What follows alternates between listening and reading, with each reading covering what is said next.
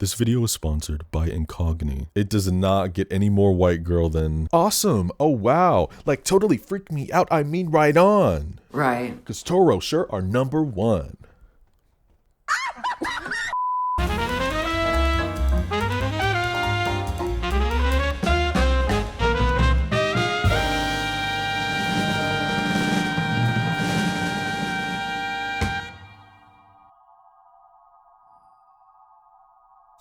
Bring It On is a 2000 teen comedy written by Jessica Bendinger and directed by Peyton Reed in his theatrical film directing debut. The film stars Kirsten Dunst, Eliza Dushku, Jesse Bradford, and Gabrielle Union. On an $11 million budget, the film grossed $90.5 million at the box office. Call this film what you want, but one thing about the girls and the gays, they're gonna show up. Do I need to give a little 2-3 sentence plot explanation? No, we have all seen this movie before. I don't want to use that overused word that we all say, but I have to. This movie is so iconic. All the people who subscribe to me because of my horror videos will probably see this on their feed like, what the hell is this? Listen, okay, I'm not a one-trick pony. Horror is still where the heart is. Yeah, don't get the game up, horror and thriller, but my taste does expand beyond just those two. I initially wanted this to be a horror channel, but I did not want to box myself. There are 7 films in this franchise, and the other 6 were direct to video. Ouch. I love the third one, All or Nothing, with my baby Solange, one of my top 3 artists. And Hayden Panettiere was the protagonist, Kirby from the Scream films. I probably haven't seen All or Nothing since I was in the single digits, and I can barely remember a damn thing about that movie, but you know what I do remember? Shabuya!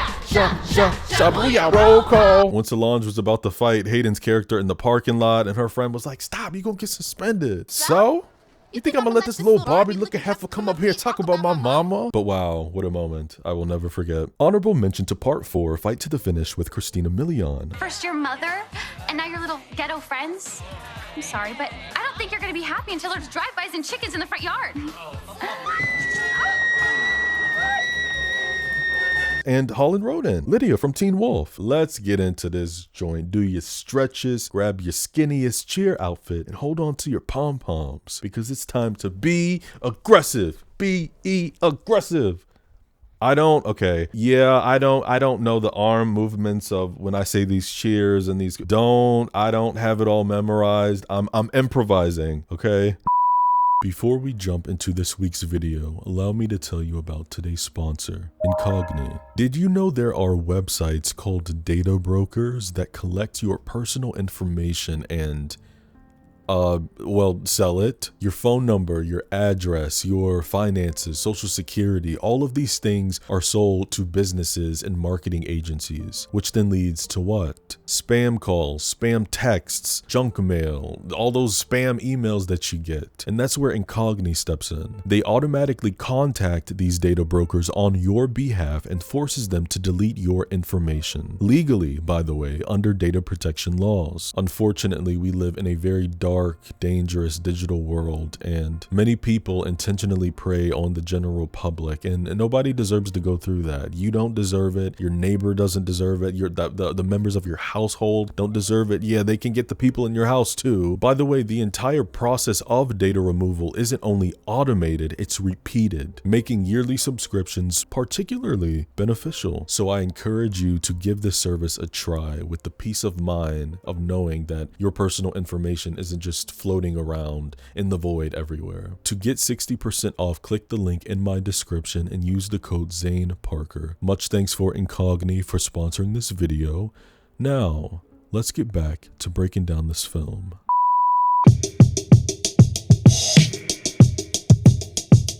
I know you didn't think a white girl made that shit up. The opening of this film is so good. We see the mighty Toro's cheerleading squad and hear a long verse delivered by Big Red. A roll call starts shortly and we meet Whitney, Courtney, Darcy, Carver, Casey, and finally, Torrance, your Captain Torrance. At the end of the cheer, while the team are hooting and hollering, Torrance dips, but when she jumps back up, all her clothes are gone. The whole gym is gasping, bursting into laughter, and my girl screams, waking up from her dream, gasping for air. After our 2000s ass title card, Torrance's boyfriend Aaron whips in front front of her house in the AM, yelling Shmello to Bruce and Christine, Torrance's parents. From the jump, you know something is up because when Torrance hops in his Jeep and she tries to give him a kiss, he's like, whoa, Tor, I don't want to mac in front of your parental. If you're a just say that. Now, Aaron's leaving for college, and that's why his car's packed out. He's telling his boo how excited he is, and very unconvincingly pouts that, you know, I'm gonna miss you. But not to worry though, because next year they'll be reunited at California State Dominguez Hills. Yeah. He says, I'll be the experienced sophomore, you'll be the hot new freshman. Okay. We arrive at Rancho Carney High School, and Aaron drops Torrance off, telling her to act surprised when she gets the role of captain. She's laughing like, baby, don't jinx me. Whitney and Courtney come up, and those two girls do not have individual scenes. We always see them together. So for the sake of saving my breath, I'm gonna call them CW. The girls say hi to Aaron a little too nicely, not too much, softly telling him to visit one last cheer practice because he's their favorite cheerleader. Okay, so he used to be a cheerleader. Right. RIP to this actor who played Aaron, by the way, Richard Hillman, who sadly passed away from a heroin overdose June 2009 at the young age of 34. Why is it always drugs, man? What's going on in Hollywood? We swing around the girls' locker room where all the ladies are talking shit about one another wanting to be captain, and it's the early 2000s, so you know there are going to be jokes about having a big ass. Little did we know down the line that would be deemed, you know, one of the top standards of beauty. Big Red walks through hollering for everyone to give her their votes. Big Red is the departing captain here, and CW are really painting this picture of her being the devil. She puts the itch in bitch. The whore and horrifying. At the big announcement, of course, the cheer captain is announced as Torrance. Who else could it be? Y'all know who the 5-star chick is. Torrance jumps up screaming and hugs the two main male cheerleaders, part of her friend group. Leslie, this man is so fucking hot, and Jan. First thing Torrance wants these hoes to do as captain is a wolf wall, which I think is considered one of the hardest moves and stances to do in the sport. And oh boy, we're doing pretty bad, guys. Torrance asks Carver if she can cradle up, and she says, you bet I can. Okay, ready? 1, 2, down, up! Baby's put in the neck brace saying, don't you guys worry about me, it's just a scratch. And she's put in the paramedic truck. Damn, Tor, first day as a captain, somebody broke their damn neck. Torrance's brother Justin is clowning her because he was eavesdropping on the phone and heard about Carver's neck break. Yo, I know this is just a kid, but he resembles a 35-year-old office temp with a mortgage and a failing marriage. I mean, tired, child. He just looked really tired. A rock tune begins as we cut to dirty Converses, so we know we're about to meet a punk rock kid who comes in homeroom as a new student. This is Cliff. He's got a lot of features that remind me of Darren Criss from Glee, and I think it's something in the eyebrows and the eyes. I have not seen a single episode of that show, but my sister was really into it. Torrance goes out the way to speak to him first because these footballers are trying to bully Cliff doing the loser thing, and she notices a band called The Clash on his TV shirt. So, is that your band or something? No, it's a British punk band, circa 1977 to 1983-ish. Original lineup anyway. When the bell rings, Cliff asks if he'll see her around. Damn, man, they only had a 30-second conversation and he already want the kitty meow meow. Those same guys that picked on Cliff have some comments for Leslie and Jan for being male cheerleaders. And yes, because again, you're gonna hear me say this a lot through this video, get used to it, because this is the early 2000s, they call the cheerleaders fags. Jan jumps up ready to swing because he want all the smoke, but Leslie tells him, whoa, homie, don't get your crusty cum-stained boxers in a twist, because we have more championships than you guys. The way those jack-offs are running their mouth, you know, it's not, your mouth is not matching with the track record. Move out the way. Torrance comes up to talk with Les, where he reveals Carver's being homeschooled for the next 3 months. So what does this mean? It means we need to have auditions, duh. Courtney's telling the team Whitney's little sister Jamie should be their pick because she's really small and can be thrown in the air. She doesn't give lip. Just tongue. Oh, kiss my ass, Jan. I'd love to. Okay, yeah, let's not. The first girl gears up saying, ready? Okay. He's eating. Logan's eating lunch. Bite. No, I'm playing. That's not what she does. She says, ready? Okay. Wait, hold on. That was horrible. I'm sorry. Let me start over. Another girl has zero energy, yet she's chanting, be aggressive. Another chick with pigtails is asking how many cheers they have to memorize. And do we get paid for this? I see you guys wearing red, and yeah, that's not gonna work for me. A white dude plays this hip hop techno music and starts doing the robot. Another broad tries to push through her cheer, but balls out crying, telling them she just broke up with her boyfriend. Another guy comes in doing an entire ballet audition, and Leslie's gay ass sits up. Whitney's younger sister Jamie comes up. Jesus Christ, she has her shirt tied above her belly button. You're like 9 years old. Where my belt at? Her cheer is very lackluster and low energy, but hey, she tries. And through all this, Whitney's acting like a supportive mother, wording the cheer with her and winking.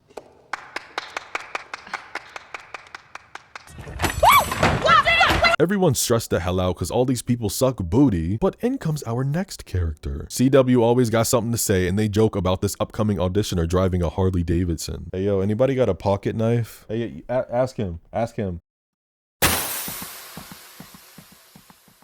Since we want to joke about vehicles, have fun getting home, ladies. Courtney tells this newbie tattoos aren't allowed very passive aggressively, and the girl licks her finger whilst flicking her off and spreads the ink. This is Missy. I love Missy down, guys. I do, but woo, this hair is not doing you any favors, Miss Eliza. You know, we got to do something with it. It physically hurts me. Whitney tells Missy to fill out a form, but it's already done. Stop playing in my girl's face. Darcy says before they start anything, the standard procedure is doing a standing back tuck, and Missy throws her chain off saying, standing back handspring back tuck, okay? Period.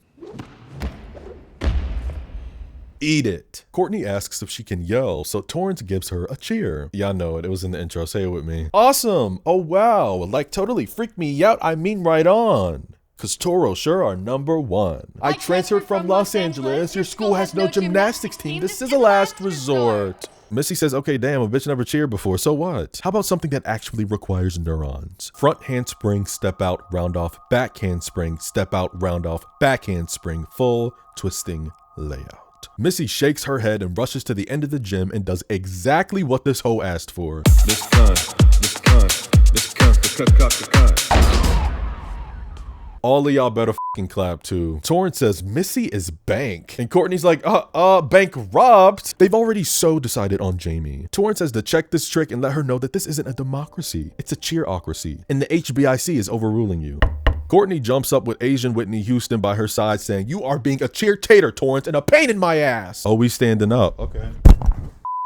It's when Courtney calls Missy an Uber dyke that she storms out, and Torrance goes all the way to her house. When she knocks, Cliff opens the door, gagged to see that Tor is a cheerleader. Excuse me, head cheerleader, to be exact. Missy summons asking what this blonde trick wants, and Tor begs her to join, saying, CW, just reject the unfamiliar. You fly, girl, we all know it. You're the best. Missy tries to close the door, but Cliff stops her, and Torrance tells a misdemeanor that my team is the shit. We win national championships at cheer competitions, ESPN cameras, big crowds, and I'm offering you a chance to be part of that. Now, the only reason Missy agrees to join the Mighty Toros is because Cliff cracks jokes saying his sister's not the cheering type. During Missy's first practice, she sits on the bleachers watching the Toros perform a cheer, a stolen cheer, but I'm getting ahead of myself. Missy starts putting pieces together and is like, grabs her bag and heads out. So Torrance runs after her, grabbing her car door, yelling, what the hell is up? I went out on a limb for you and you just bail? Missy's telling Blondie they ripped off those cheers. And Torrance says, listen, Missy, our cheers are 100% original. Count the trophies. This is one of my favorite parts in the film. Missy calls their trophies bullshit and Torrance a sad ass liar. All right, that's it. Get out of the car. I'm gonna kick your ass. The way Missy throws her keys in the passenger so quick, boy, and jump out the car.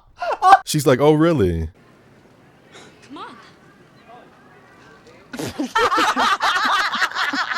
It's so fucking funny. You sent for her, and when she got out the car, you talking about some, come on. Missy persuades Torrance to hop in her bug for her rude awakening, where she takes the diva all the way out to Compton. And we meet the real bitches. The diva herself comes out, Miss Isis. Do your thing, Isis. Calling all the colors. Calling all the colors. I said, bird! It's cold in here. I said there must be some clovers in the atmosphere. I said, bird! It's cold in here. I said there must be some clovers in the atmosphere. I said, oh wee oh. Ice, ice, ice. Slow it down. Oh wee oh. Ice, ice, ice. Break it down, niggas.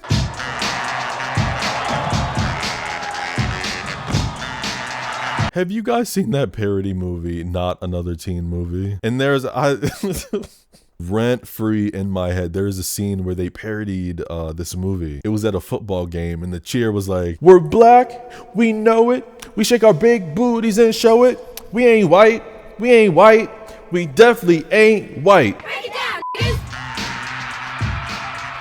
These Clovers are taking it. Yeah. The black leprechaun mascot, the outfit colors, the warm color palette of the gym. Damn near everybody's got tan or bronze skin. I read that Gabrielle Union told her TikTok followers in January 2022 that additional footage of the Clovers was shot exclusively for the trailer after test audiences told studio executives they wanted to see more of them. But sadly, none of those scenes were actually used in the film, but rather to make people think that they were in the movie more than they were. I feel like I should have elaborated on this more. You know, every movie is going to, or should I say every movie that is made by a major studio is going to have a test screening. So what are test screenings for? They are for editing. They are for, you know, you're checking out how does the audience react? Do they get bored here? Is this character likable? Should we reshoot the ending? Does the ending work? Gathering data and recruiting scores, if you will. And while a test score can be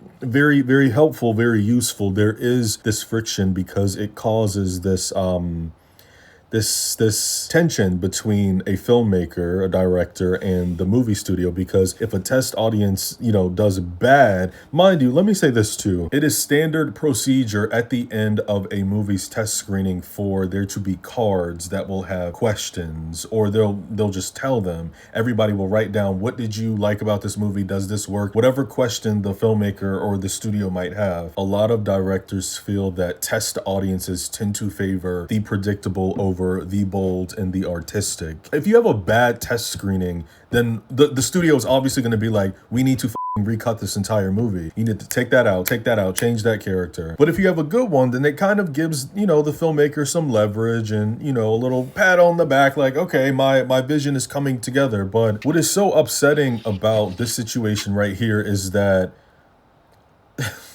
I've said numerous times across the videos on here, I have told you guys stories about test screenings and like filmmakers having to change endings and characters. Everybody in the fucking Bring It On test screening said that they loved the Clovers and they wanted to see more of them. Right? So what the fuck did the studio do? Y'all niggas told Gabrielle Union, told Black, told all of them to come back to shoot a few little couple scenes, and you can tell it was all done in 1 or 2 days because they're all wearing the same outfit. You told them to come back so we can shoot a little couple one of the lines, maybe y'all laughing and giggling in the hallway. We saw, I think it was Lava, one of the characters, one of the girls kissing her boyfriend. That was, she probably had, when you get feedback like that, would it not make sense to go back to the script and just write them fucking scenes for the movie? But no, y'all just want to shoot scenes for the trailer to make people think that these black women are in this movie more. It's like, y'all could have taken Courtney and Whitney, who have a lot of screen time in this movie. They could have taken out half of their scenes. Shit, over more than half of their fucking scenes. For real, as much screen time as Courtney and Whitney get, why could y'all not just write more scenes for the Clovers?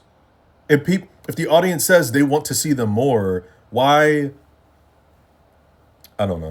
Gotta love it, don't you? Look at Torrance. Her whole world is crumbling, boy. The Toros leave just as Isis and Divas come running after them, asking if they enjoyed the show. Lava's asking if the ethnic festivities were to their liking. And Janelope asks her captain if she can beat these Buffies down so she can go home because she on curfew. The Toros are trying to be peaceful, and this is when we learn from Isis that Big Red was the one who comes down to the Clovers games and rallies with a video camera to jack their cheers. And remember, not only do they steal them, but they perform them on TV, on ESPN, at the championships. What are you talking about? Brr, it's cold in here. I said there must be some Toros in the atmosphere. I know you didn't think a white girl made that shit up.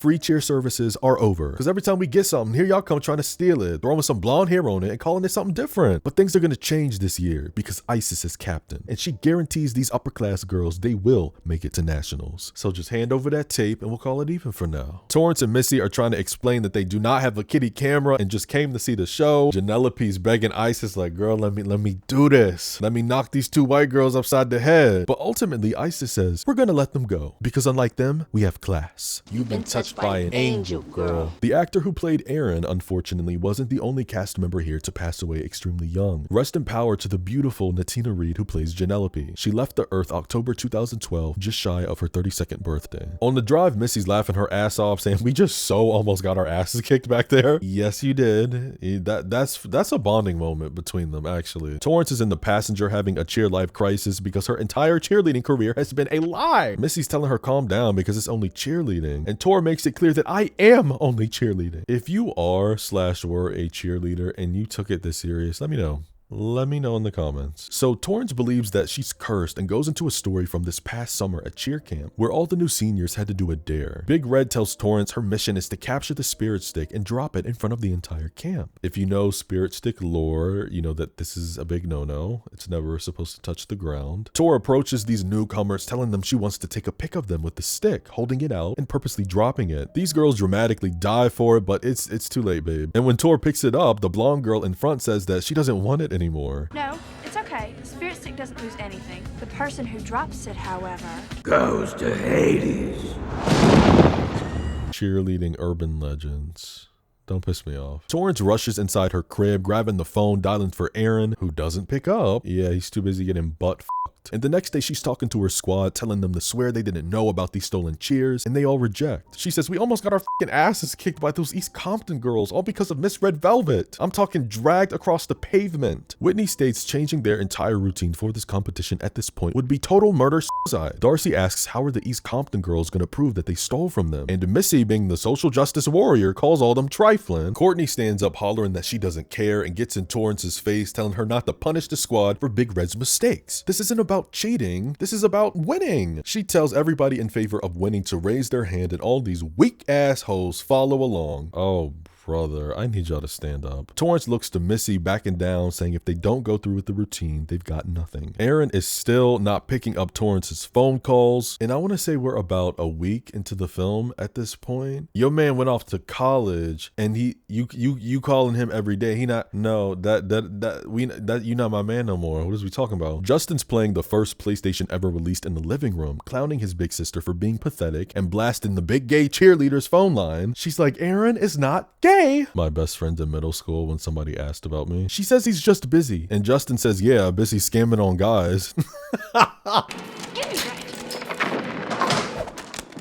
Bitch!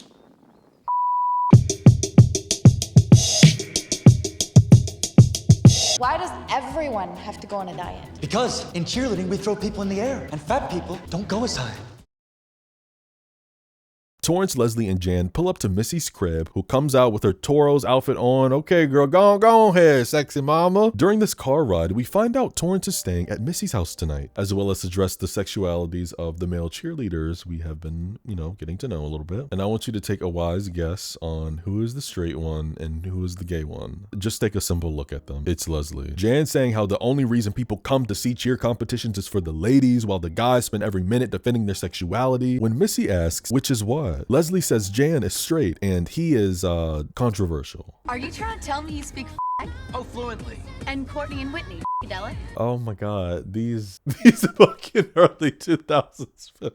It takes Missy quite a while to get the hang of things, and she starts nervously yelling cheers while Cliff just hangs in the crowd laughing. His pretentious ass pulls out the Naked Ape book and sits back down. I mean, hey, at least he's there supporting his sister, or is he there for someone else? The opposing cheer team do a weak ass number, flashing their butts at the end, so the Mighty Toros come back saying, "That's all right. That's okay. You're gonna pump our gas someday." Leslie told no lies about the football players earlier in the film. They're getting tackled left and right. God damn, y'all suck, man. Look at the scoreboard. Torrance got her eyes locked on Cliff while cheering, and CW catches it, saying it's a shame that Tor would cheat on Aaron. How is throwing glances cheating? Isis pops out in a cropped hoodie and jeans with the girls. Another one of my favorite scenes. They walk all the way down to the front of the bleachers, and the white girls start getting paranoid. What are the colors doing here? Call the cops. This is so embarrassing though. While the Toros are cheering, the Clovers start cheering with them, which is telling us what? Stolen cheers. Our game is bad, we're without peers, so get that weak mess out of here. Tried to steal our bit, but you look like shit. Well, we're the ones who are down with it.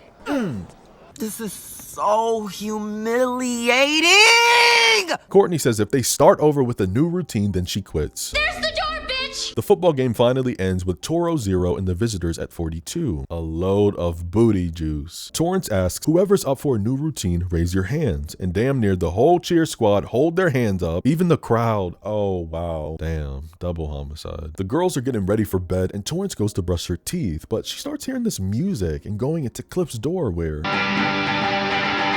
Missy comes down the hall, catching her looking and smiling, caught in 4K. Now, while she's brushing her teeth in the bathroom, this dude joins her. Is that not weird? Cliff does not know this girl that well. Y'all are not dating, y'all not married, none of that. So why are you in here? I mean, I know they both have a crush on each other, so like whatever, but damn, bitch, like you can't wait for me? It is cute though, one for the rom-com books. They keep stealing glances at each other and play this game of spitting back and forth in the sink like a competition. Fun fact, this was the very last scene that they filmed. When Tor goes to bed, Missy straight up turns around asking, "Are you into my brother?" And Miss Mama starts laughing saying, "No." I have a boyfriend, as if that's ever stopped anybody. The next morning, we hear a phone ringing, and right when I was about to make fun of Cliff, thinking that this was his room, I realized this is someone else, cause bitch, why do you have a sugar gay? Move it! Sugar gay! Who said sugar gay? I'm beating your fucking ass! Excuse me, I meant Sugar Ray. Poster in your room! This is Aaron's dorm, by the way. Right. And it's Torrance calling. Bro's making an excuse about being totally busy with school and practice and butt stuff, you know. Torrance updates him on everything that's going on. Stolen routines from the Clovers, how the Divas showed up at the game last night and embarrassed them. So Aaron tells her to calm down. You know, it's not that big of a deal. Everybody uses everybody else's material. But they did it word for word, move for move. What are we talking about? This is blatant plagiarism. He pitches the idea of a choreographer, giving her the number of a man named Sparky Pilastri. Wild name. Just how we knew all along when Aaron hangs up saying bye baby from a wide shot, he's got a blonde girl in his bed. Shocked that it's not a blonde boy. This side chick asks who was that on the phone and he was like, "Oh, it's nothing, it's my sister." But he said bye baby on the phone. No, y'all just letting things fly by your head, ain't it? Anything for some PP. Apparently the Sparky guy is gonna need 3 to 4 days to teach the mighty Toros, and on top of that he charges $2,000, which in 2026 is over $3,000. I don't want to say you guys deserve what's happening. You know, it's not your fault. This is Big Red's doing, but they ask Darcy if she can get some money from her hashtag daddy, and she says she could probably get about 500, so they need 1,500 more by Monday. And what do teenagers love doing to raise money instead of selling drugs? Car wash! Someone's using their A-cups to wipe the windows. Missy's being a freaky gal, wiping antennas. Missy, what the hell are you doing? Buckets of water thrown around. Now, what the f is Cliff doing here, creeping up on Torrance? Hey, perv. Missy calls Torrance over, saying her brother wants to check out her rack. Have to say, Tor's bikini and her hair. This is a very cute look. Cliff isn't here to be a creep, though. You know, he actually brought his car. When we meet this Sparky guy, oh, Lord have mercy. Got these tall leather BDSM shoes. I cannot take this guy seriously. And neither should you. He's not meant to be taken seriously. Setting down a boom stereo and hit and play on Get Ready by 2 Unlimited.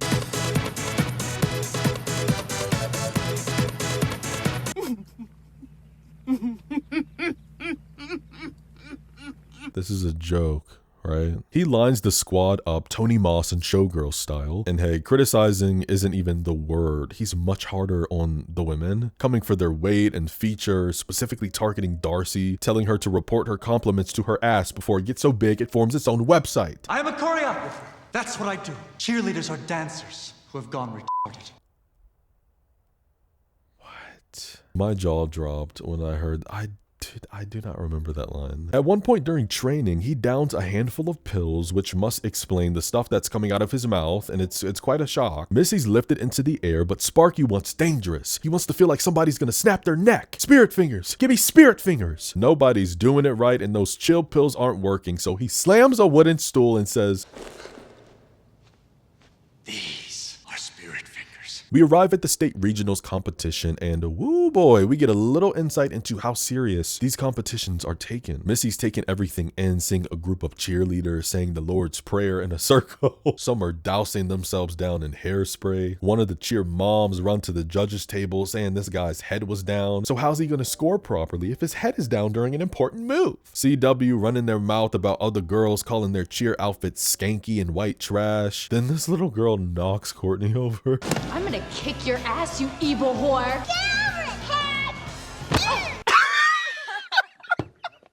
Darcy and Casey see the Clovers enter looking scared as hell, and when they pass, Casey musters up a nervously nice hi, and all Isis gives her is an eyebrow raise and a corner smile. Period.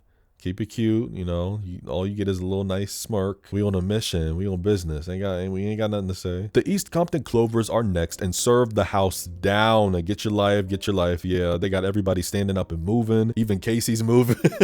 Yo, look at Torrance face. She's like, these bitches are good. Staring frozen on live TV as the squad is interviewed. Somebody get my girl an Evian. And to make matters worse, at the end of the interview, they hear the music of the next squad that's coming up. Guess what song it is? Get Ready by 2 Unlimited. Yet another stolen routine. Throw in the towel. You know, the current squad is even doing the spirit fingers. Torrance notices Aaron and Cliff in the crowd, both waving at her simultaneously. But Aaron blows her a kiss, and when Torrance gives it back, Cliff thinks it went to him. Torrance pulls Missy aside. She's like, I'm telling you, it's the curse. This competition is Hades. The Rancho Carne Toros are next. I bet this is good. That is not correct. Performing the exact routine the previous squad did. And the judges are not having it. At this point, just smile and dance. Isis and the Clovers come out laughing. Even Big Red can't believe her eyes. Which, I don't know why you making a face as if you won't out here stealing catalogs left and right. A nightmare. Literally a nightmare. At the end of the routine, it's radio silence and you can hear a pin drop. Isis says, that was interesting. Y'all should have just stuck with our routines. No, for real. A man named Ted Freeman from the Universal Cheer Association approaches Tor about the deja vu they just experienced. He asks if Sparky Pilastri rings any bells. Who? This guy has been up and down the California coast, you know, sharing the same routine, 6 squads in total. Ted says an emergency panel will be happening because they've never had a situation like this before. Luckily for our Toros, though, there is no precedent for this. Nothing in the rule books. It's just frowned upon. So they can't be disqualified and are guaranteed a bid to Florida. But Teddy warns her not to show up to the finals with that routine. Big Red pops up to add fuel to the fire, screaming that Torrance has wrecked everything she built. Bill, you big red, big bird, red velvet, ginger looking trig. You stole from my sisters. Red's yapping that she handpicked the squad. You know, I delivered an idiot-proof routine on a silver platter. I got you into nationals. Hello. Torrance brings up the stolen routines, but Red tries to gaslight her, saying she was a real leader and did what she had to do to win at nationals. And ever since she handed Torrance the crown, she's just been running this squad into the ground. If I made any mistake as a squad leader, it wasn't borrowing cheers. It was announcing you as my successor. Poor Torrance starts crying and runs away. What would you guys do if you were Torrance and Big Red was yelling in your face? I'm not one to condone violence, and I make jokes about fighting all the time. It's all, like, it's so obvious that it's all for comedy and humor. But I will say this. You can absolutely tell who and who has not had an ass whooping, right? Some people just, you know, some people need a good ethnic ass whooping to correct them. You know, Aaron rushes after Torrance, saying he cares about her and hates to see her like this. So maybe you're not captain material. Telling her to let CW be the captains. Let them deal with the politics. He drops her off home, and when she gives him a kiss, he decides now is the time to awkwardly make out with her. This man is so weird. Oh, that's awkward. Cliff was waiting by the front door with flowers in hand. Tor's trying to tell her Cliff Bar, baby, I can explain. But he stands up, gives the flowers to her whilst also letting her know he made her a tape, and then he leaves. I kind of feel bad for Clifford, guys. Aww. Aww. Anyway.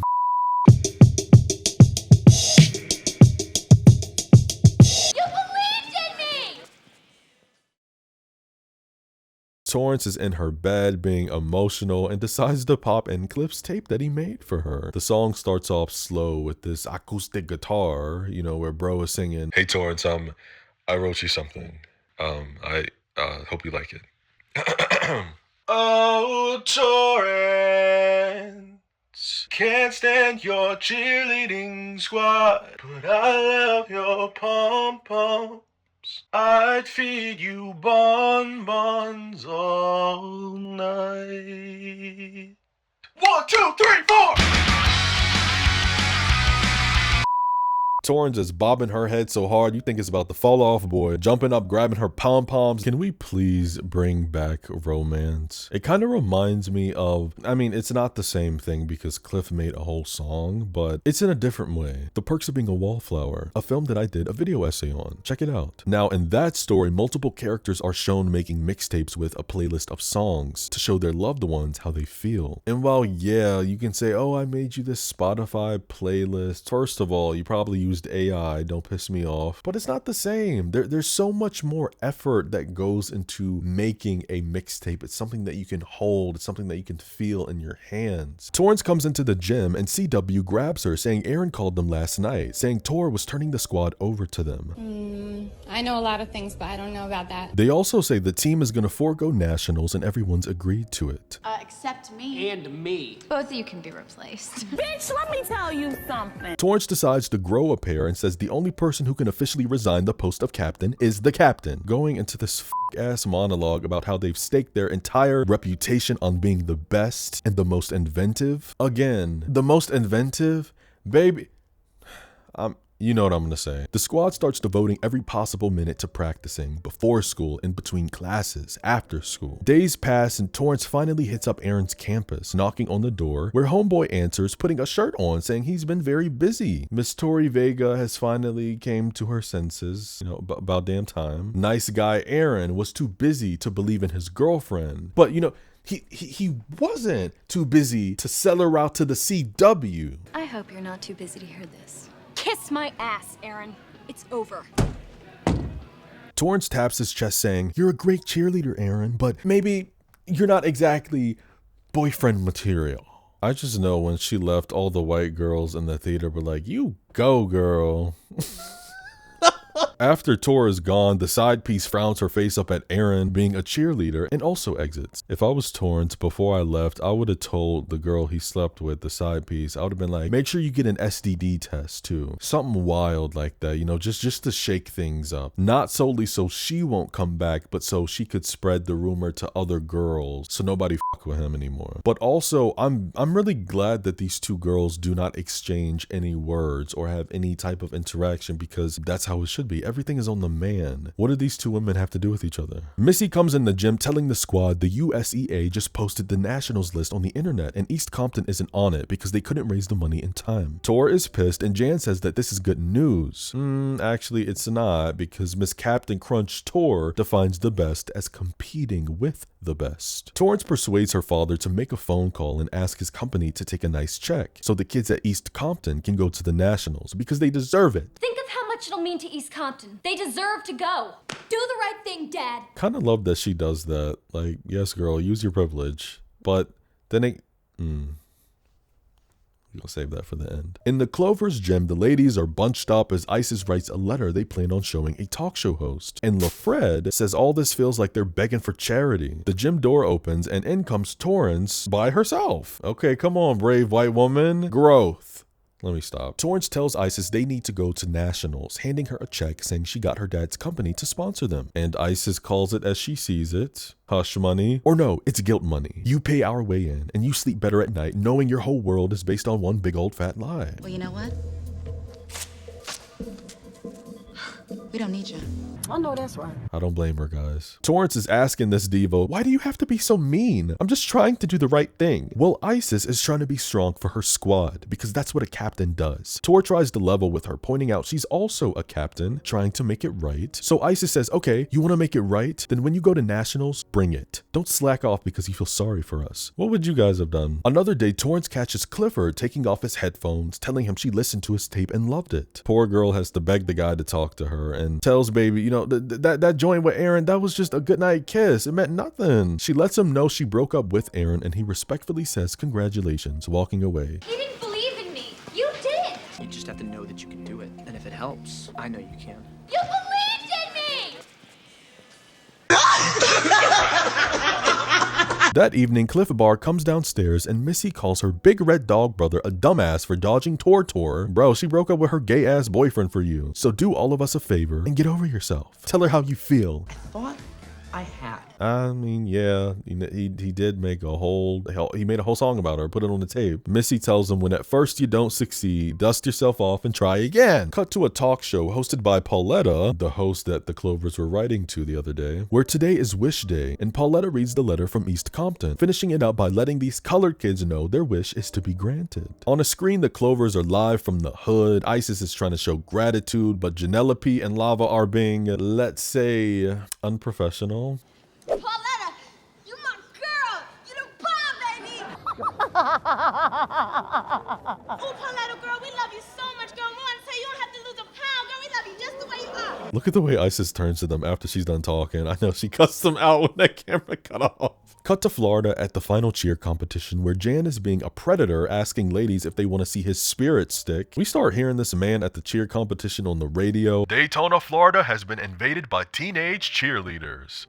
Hey, in high school I couldn't pay a cheerleader to talk to me, but now I'm surrounded by them. And let's face it, any sport that combines gymnastics, dances, and short skirts is okay by me. Mind you, this is a grown-ass man who, 1, has a ring on his finger, and 2, just openly admitted that he's going to enjoy watching a bunch of teenage girls flip in short skirts. Oh! Torrance taps on Isis's shoulder, telling her to make sure to stay in bounds on the mat. Of course, her guard is always up, so she says, we're perfectly fine and we don't need your help. But 2 seconds later, she sucks her teeth, flipping around, yelling at her squad to stay in bounds, and if any of them step outside that ugly blue carpet, they're dead! And in return, Isis says Casey's about a half second too early on all her moves. Come on, girls looking out for girls. There ain't nothing wrong with a little light rivalry. Hey, remember, bring it. We get a slow motion montage of all the cheer teams' routines, multiple groups doing tricks where girls are falling. Po babies, I know they're gonna cry in the back. It's now officially day 2 of the cheer competition, my friends. Leslie's over here crushing on one of the rival cheerleaders, and of course it's a blonde white boy. Oh my god. Yeah, Leslie ain't cute to me no more. During Isis's pep talk with her squad, I just now realized that the Clovers have a few white boys. You know what, I ain't mad at it. I could have sworn that it was just brown and tan people, but you know, hey, sure. Their huddle is cute. After everyone puts their hands in the center, they all throw it up and say in unison, you know! The Clovers showed their ass on that blue carpet, and as they should, everybody in the crowd stands up yelling again. During the Toro's routine, Carver's in the crowd supporting, waving her crutch.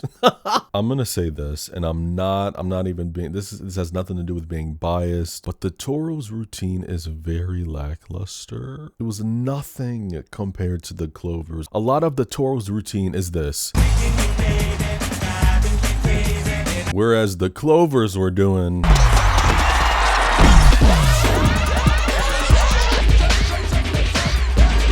Let's give 10s where 10s are due. Anyway, at the announcement of the grand prize trophy, including a fat $20,000 check worth over $37,000 today, the new Pope Cavaliers get 3rd place, and do you know who comes in 2nd place? And in 1st place is my sisters from East Compton.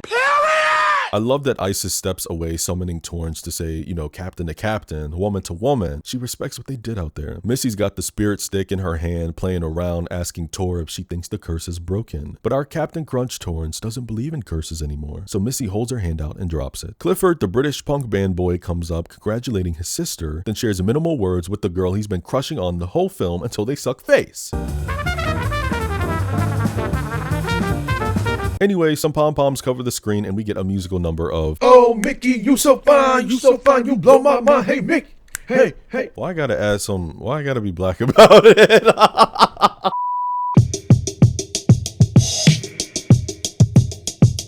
You've been touched by an angel, girl. The notion, the deal with Bring It On is that it's one of the few teen movies from that era, I would say, aside of its dated language and slurs that would get people in a lot of trouble today, that is aged better over time because of how it handles race, class, and intellectual property. The very core of this film is about this theft of cool. culture appropriation. The central conflict isn't us getting into the psyche of Torrance and her extreme love for cheerleading, but instead systemic plagiarism and how a group of white cheerleaders have performed routines made by innovative minorities and got the praise, got the brand, got the screen time on ESPN, winning multiple national championships, etc. This was a whole concept I brought up in the essay I did on Sinners, only this time we thankfully don't have Kirsten Dunst walking around with braids in her head or white people cosplaying black, and this is not a History Channel. Okay, I really don't like to be preaching or yapping. It really depends on the film and okay, hold on.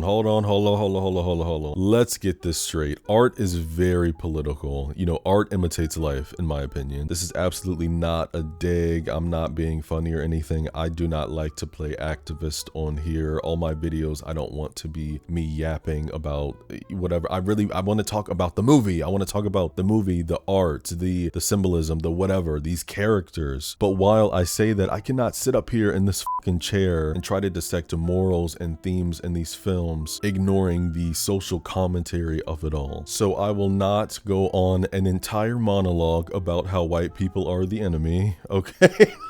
Could I get into the disgusting colonialism and discovery doctrine that Christopher Columbus represents? Yes, I could. Could I bring up how music was segregated in the 1950s? And one of the biggest artists of all time, Elvis, repackaged a sound created from black rock stars like Big Mama Thornton and Little Richard? Absolutely. Could I talk about how in the 18th and 19th centuries, enslaved people in America created incredibly outstanding technological advancements like, for example, the cotton gin, yet the slave owners took legal credit and the wealth generated? You betcha! Could I humor you with how turmeric, bone broth, or yoga were often mocked or ignored when practiced by Indian and indigenous cultures, but once white wellness influencers rebranded them as superfoods and biohacks, they became multi-billion-dollar industries. Right.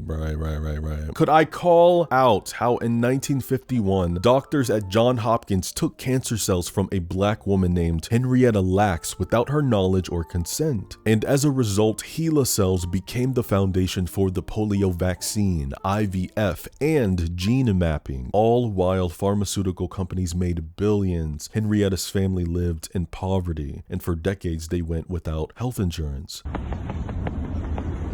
Shit getting out of hand now. Someone set my people free. We follow our blonde protagonist, Torrance, as she grapples with the realization that her entire cheer legacy is built on a lie. This is a Columbusing, if you will. The title of this film should have been called the Cheer Columbusing. And isn't it so crazy how her team members, specifically Courtney and Jan, like they just did not care.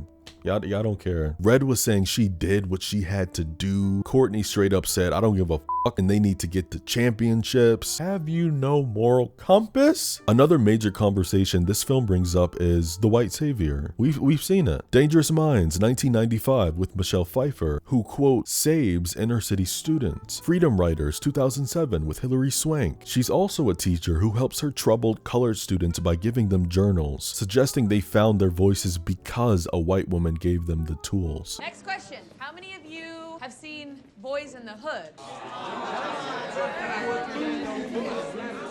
Right. The Blind Side, 2009, with Sandra Bullock. A white family practically being the Make-A-Wish Foundation for Mr. Big Black Man's athletic success. Need I mention 2009's Avatar, which, as I said in my Sinners video, for all the people saying Sinners wasn't even that good, bro, y'all just hyping it up because it's all black people. Sinners is ripping off From Dusk Till Dawn, bro. It's just okay, and y'all hype up Avatar. And what's Avatar? Avatar's Dances with Wolves. I'm not doing this with y'all. I'm not. It don't matter when it's James Cameron, right? Yeah, it don't matter when it's a white man. Anyway, In Dances with Wolves, a Union soldier joins an ethnic tribe, becoming their primary advocate and protector against the encroaching US military. Some other examples are The Help, 2011, Green Book, 2018. That movie caught fire right around its time that it won Best Picture at the Oscars because the story focused more on a personal reception and enlightenment of the white driver opposed to the struggles of the black man he was driving. And Bring It On though, again, this came out in 2000. This is all subverted. So refreshing for a film with this tone and this comedy style. ISIS ripping that check up was her standing on business. We're not playing the hush money game or the white guilt card. The Clovers didn't need saving. They already had the voice, had the talent. They just needed the Toros to stop stealing it. I think it's great how, although the Clovers are the rival team, they are not painted as the villains of the film, because they aren't. You know, if anybody in this bitch is the villain, it's the Toros. Well, excluding Torrance, Leslie, and Missy. Isis specifically is a leader for her team with a crystal clear moral high ground. She figured a way to make it to nationals, and that was from the donation of a talk show host who was a black woman. If the Toros had won the competition at the end, I would not like this movie as much as I do. We would have a big problem. You know, oh, we fixed our mistake, therefore we're entitled to win. No. Oh my God, imagine if the Toros always did their routines before the squads that they were copying. Then it would look like these other squads copied the Toro. Sick! If you really look at the entertainment world and see who is pushed forward in film and music, you will come to realize that a lot of these people are not talented. But when you have one of the best teams, when you have the push from a label, when you have the push from a studio, when you have money, hey, you know, you can do anything you want. Unfortunately, my friends, we live in a world where the most gifted aren't always given their flowers. Lots of stealing, lots of borrowing, lots of plagiarism. Even something as non-commercial as cheerleading is taken extremely seriously. In the only scene between Torrance and her mother, who is upset that she doesn't take academics as seriously as cheer, Torrance says, "Mothers have killed to get their daughters on squads." That mother didn't kill anyone. She hired a hitman. This was a direct reference to a woman named Wanda Webb, who in 1991 wanted her daughter on a cheerleading squad so bad that she hired her ex-husband's brother to kill her daughter's biggest rival, as well as the rival's mother. But this hitman was wearing a wire and Scarlet Webb was arrested. Crazy work. I need to watch I, Tonya again. While the stigma lives on with, you know, cheerleading being for airheaded, girly, popular girls, preppy. That shit is a sport. I don't care. It's a sport. They are doing flips, double round offs, spins, throwing girls into the air. That is not easy. And something I found out upon research, these people are getting scholarships off of this. I've never been to a cheer competition, but I can only imagine how competitive it is. Girls can be staggeringly spiteful and very malicious to one another, and it all has to do with looks. Whether it's being threatened by a girl or looking down on a girl because she's, you know, I look better than her, or she's deemed to be not in your league. Hey, look, I am not equipped to talk about the woman experience, but what I will say is that I think the true masterminds behind all of that is the patriarchy. Do I look like a milkmaid? Cause somebody feels like a cow. The scrutiny and pressures that men have planted on women have rewired so many of their brains to compete with their sisters, to compare themselves to their sisters, to be a pick-me, all in the name of having a man favor them. Like, oh, I want better.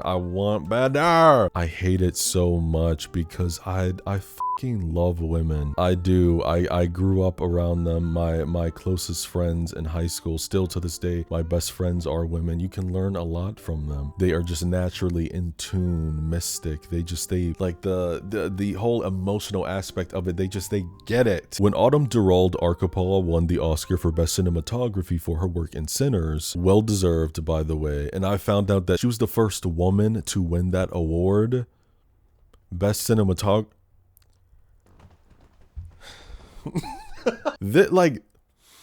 This is why I have, if you follow me on Instagram, you know why. This is why I have fucking beef with the Oscars. It's not just white centered, but it's white male centered. I bring her up though because during her speech, she told all the women in the room to stand because without them, she wouldn't be here. Tell me why I stood up. Girl. Yeah, I stood up, and you know why? Because I stand with women. Yeah. Ingrained into the vocabulary of the new millennium, I of course have to bring up something that is poked at numerous times with every male character in this film, which is the no homo humor. It's a bit messy, yet oddly progressive. You know, it's utilizing and also deconstructing the stereotype with male cheerleaders. Leslie is the only gay character in the film, or the only one who says that he's gay, although there isn't anything inherently gay about him. And I'm glad this was not a stereotype and he was wearing, you know, gloss and dressed in sparkles and rainbows, because that is such an ignorant caricature for gay men. Now, Jan is the only one to bring up the male cheer problem, which of course straight men love to defend their sexuality, but he's also portraying that side of males who join female-led activities just to be surrounded around them, staring at Courtney's ass, the inappropriate behavior during the auditions. He absolutely joined the cheer squad just to be around girls and indulge his little teenage pervert fantasies. Now, Mr. Clifford, while he pokes fun at cheerleading just to clown Missy or Torrance, there's a respect there. He shows up to his sister's first game, even if he was reading The Naked Ape and shaking his head. He fell in love with the captain of the squad, and not once did he make any gay jokes pertaining to the guys. Cliff was the little alternative homie who viewed cheer as athletic. And those hollow-headed football players were the ones going out their way through the entire film to comment on Jan and Les because they see them as a threat to their heteronormativity. Jan's got spirit. Yes, he do. Jan's got spirit. How about you? Dude, you just lost. You would think after all these years, the world would start to accept that, yeah, queer people are a thing and they're not going anywhere. Pulling the, oh man, you know, if you want to be gay, that's cool. If you want to be whatever, just don't try that over here. Nigga, you look like Sid from Ice Age. What are we talking about? Going a few steps back to this love between Torrance and Cliff. I use love very lightly here. Director Peyton Reed said script changes were still happening during production, which is very common, by the way. But it does explain the uninteresting romance with these characters. He said it himself, you know, they did not have a concrete idea of what to do here. They did not flesh out this chemistry between Cliff and Torrance, and yeah buddy, yeah, I agree. There's a deleted scene with them in the kitchen during one of Torrance's sleepovers at Missy's, and Cliff catches Tor drinking out of their orange juice container. Trifling. Why would you do this at somebody else's house? Not only that, girl, you've only known them for like a week at this point. No, even if she did know them for a long time, you're not at your own house. Why are you drinking out of other people? That's fucking nasty. Cliff starts talking about how she's the first cheerleader he's ever met, quickly saying how they should just skip all the BS and get to the point because he's so into her. Mind you, Peyton said that this was the very first scene that they shot, so there was no chemistry because Kirsten and Jesse had only known each other for a few days. And to make things worse, the scene didn't really fit anywhere. So that's really why it's not in the film. He didn't know where to put it. Damn, the first scene they ever shot was the couple in the kitchen talking, and the last scene they ever shot was the couple brushing their teeth together. Right. And there still ain't no chemistry. You're so into this girl, Clifford, and yet the only thing you know about her is that she's the captain of a cheerleading squad. And before you say I'm being too harsh, I'm gonna say this. There is a major difference between having a crush on someone and being curious about getting to know them, thinking they're cute, whatever, versus being into them. That is a separate thing. If you're into somebody, you already know them. Argue with the wall. I said what I said. I should be over, but I'm into you. Have you guys seen that video of Hayley Williams recording that song in the booth? And she set up a camera and all we hear is her voice because she had the headphones on. It's like an acapella. After all this time, I'm into you. Baby, not a day goes by that I'm not into you. I should be over all the butterflies. That is my sister. I love me. You know, the black alternative people, we love some Hayley Williams. I'm quite glad they took out that deleted scene in the kitchen because Torrance tells him that she's got Aaron, but the whole film we see Cliff trying to get her anyway, showing up at her house with the tape and the flowers, all upset because, oh wow, she actually does have a boyfriend. You know, I enjoy watching this movie even though it's so fucking white. My God. And I kind of love that. The white girls live for this film and they deserve that. Torrance and her Disney Channel ass afternoon special monologues about believing in yourself and we can do it. I just, you know, you gotta have fun with it. You gotta have fun with it. And that's my final word on this cult classic. It's a teeny bopper high school comedy, and in between that 2000s humor, there's something to say, mainly about appropriation and the white savior complex. We watch a blonde Caucasian girl go through the uncomfortable process of unlearning privilege. Partially, this film remains relevant all these years later with the addition of the social commentary. It demands that credit and championships be given where they're actually earned. Decades later, this film stands as one of those rare teen comedies that prioritizes systemic accountability over a cute fairy tale ending. What do you guys think about Bring It On from 2000? Share your memories, favorite quotes, and you got a lot to pick from. I want to see your takes in the comments, all of it. If you're new here, consider subscribing. I would love to have you. It would be my pleasure. Hit that like button. It helps me out a lot. And turn on that bell notification so you don't miss a new video. If you want to see the director's cut version of this video, head over to the Patreon and join the family. You get voting power, we're fully uncensored, extended commentary, and the best part is that you get to see my vids 24 to 48 hours before they hit YouTube. In the meantime, my friends, take care of your mind, take care of your body, and take care of your spirit.